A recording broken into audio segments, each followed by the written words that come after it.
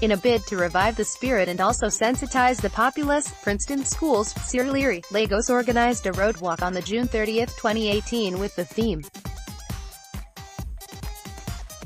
The walk, which kicked off at the school premises and had the participants walk through high streets in Surulere like Babs Animation, Bode Thomas, Adoniran Ogunsanya, Masha, Adelabu and back to school premises.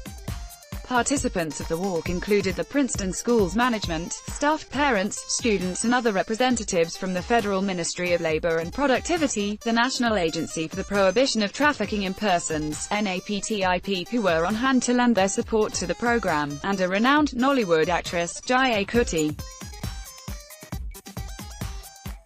The representatives from the Federal Ministry of Labor, NAPTIP, alongside the students of Princeton Schools all took turns to speak passionately on the campaign with verifiable statistics and dangers inherent in child labor.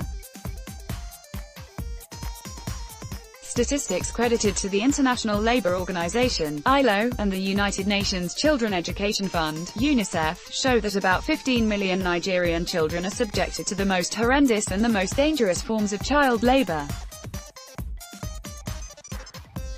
That is about 50% of the total population of Nigerian children.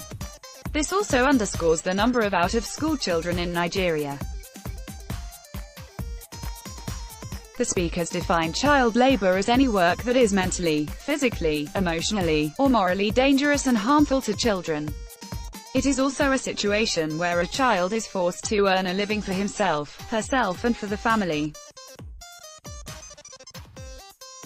These child laborers are found everywhere on the streets, in the markets as well as many homes in many parts of the country where they are engaged as house helps, street, highway hawkers, car washers, windshield cleaners, security guards, property minders, bus conductors, miners, shoe shiners to mention but a few. The consequences and the adverse effects of child labor, which included emotional torture, lack of self-worth, denial of access to education, poor living conditions, crass ignorance, sexual abuse, child abuse of all kinds, kidnapping, human trafficking, armed robbery attacks, road accidents, exposure to harsh weather conditions, contraction of diseases and ultimately, untimely death were also highlighted. The speeches were rendered in English and all other major indigenous language at designated points as the walk lasted in order to ensure the campaign gets to the grassroots people.